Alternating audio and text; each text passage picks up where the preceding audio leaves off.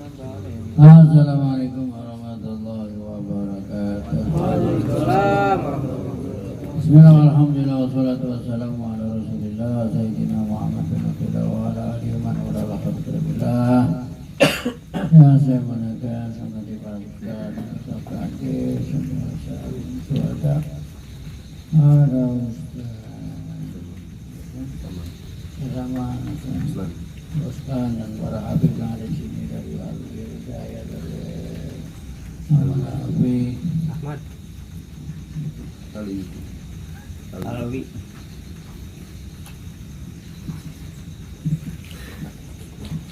Saya boleh bet sama kamar besarnya dan para hadisnya alhamdulillah. Tiada kata yang boleh kita ucapkan melainkan puji syukur kehadirat Allah Subhanahu wa taala atas karunia-Nya, atas nikmat-nikmatnya yang telah dilimpahkan kepada kita, terutama dan yang paling utama nikmat iman. Amin. Amin. Amin. Sehat walafiat dan segala waras. Amin ya rabbal alamin. Bagi yang segar dan bagi yang waras yang diterima sesuai mulai dari mengajar malam satuan. Para bapak, para hadirin langsung saja nama basa-basi juga teman-teman Eko. Kita lanjutkan tarikh kita yang mana menurut schedule. Kita sampai babul khof atau rejab.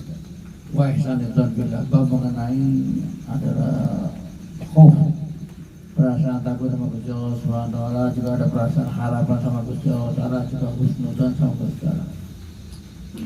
Ayatnya banyak sahabat-sahabat. Ya, ada ayat-ayat yang bernada menakutkan, juga ada ayat-ayat yang berharapan. Kalau ayat-ayat yang menakutkan contohnya fa iya ya farhabun. Kata Gusti Allah taala kepadaku kamu jangan takut. Ya, iya. Kepadaku kamu takut, tidaklah bertakut itu. Ayat-ayat yang seram, inna batsara rabbika lasyadid. Sesungguhnya atau siksa Tuhanmu itu adalah syadid, adabnya itu keras. Nah, ini Pak.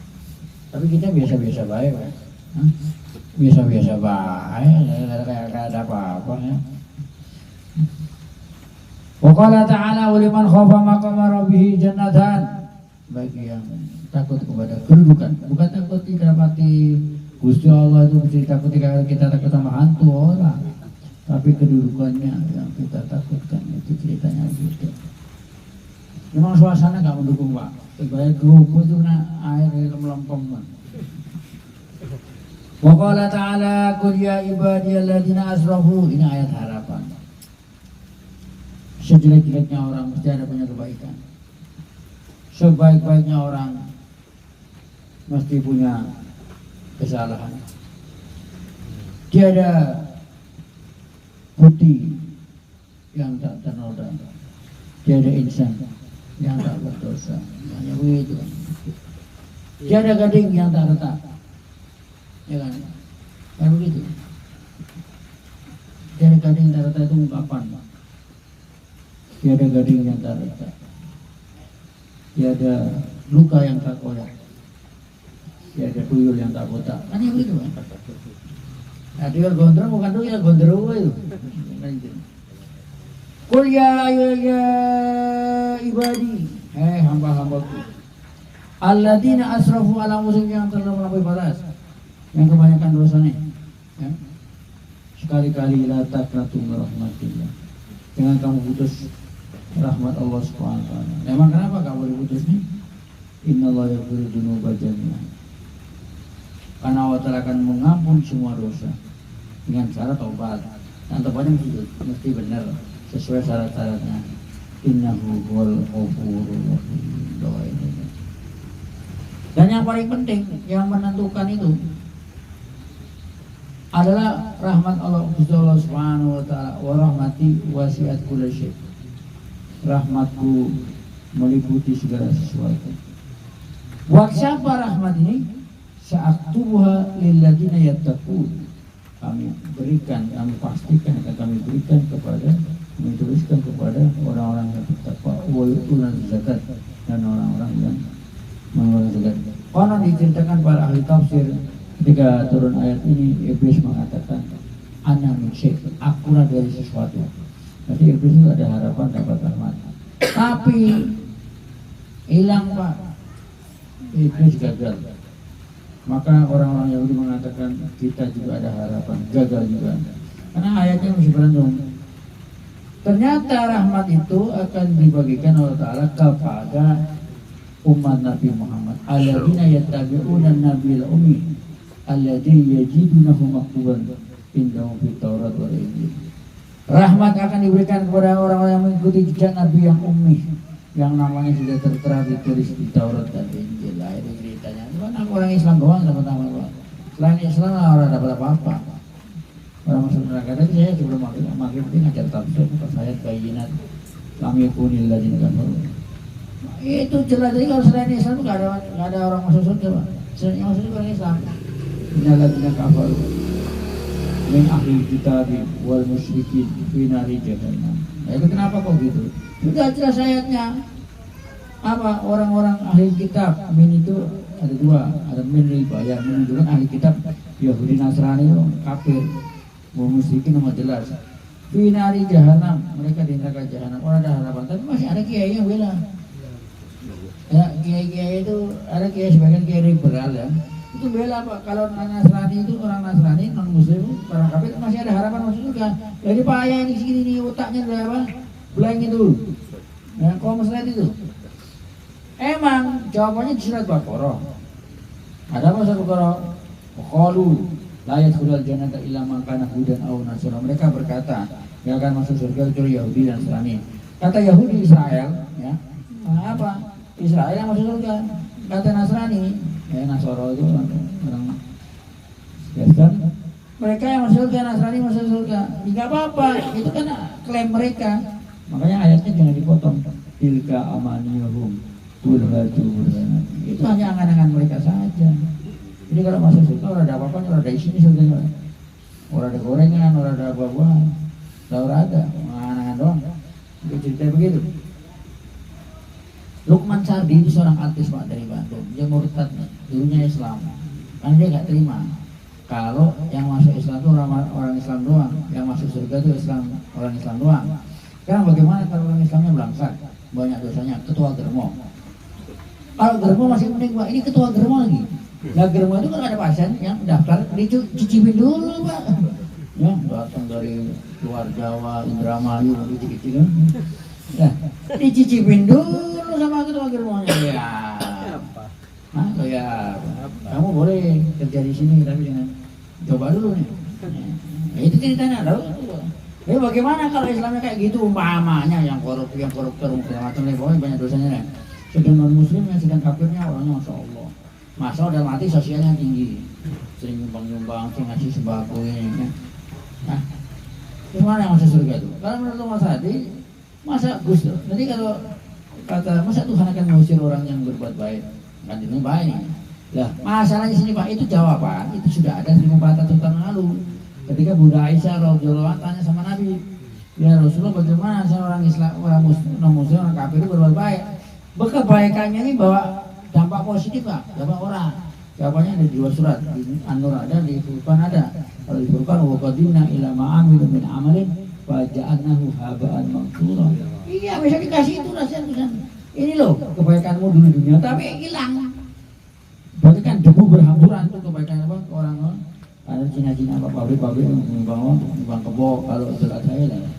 Hah? Nyumbang masjid, hah? Ya apa? Lalu bubar semua. Jawabannya hal suwibal kufaru makan yafalu. Nah kalau orang Islam walaupun belangsa, tadi yang menentukan tuh keimanan. Bukan kelakuan dengan dalil wal asri innal insana lafi khusrin, semua orang itu rugi illa ladina amanu wa amilus sholihat. Lanjutannya innal ladina amanu wa amilus sholihati. Ya. Apa lanjutan al-bayyinat innal ladina amanu wa amilus sholihati? Bagi mereka apa? Itu awal asli yang bayinat innal ladina amanu wa amilus sholihati. Ulaika khairul bariyah. Orang-orang kalau orang kafir syarrul bariyah, sejelek-jeleknya binatang melata. Sejelek-jeleknya binatang itu orang kafir. Yang bukan gua, yang Allah Ta'ala. Ulaika hum syarrul bariyah. Lah orang beriman dan beramal saleh, ulaika hum khairul bariyah. Jasa Balasannya jelas, jazaohum inda rabbihim jannatu adnin tajri min tahtiha khalidina fiha abadan. Begini Pak. Kalau orang kafir yang ayat di atasnya khalidina fiha enggak pakai abadan. Ya, orang kafir fi nari jahannam khalidina fiha titik.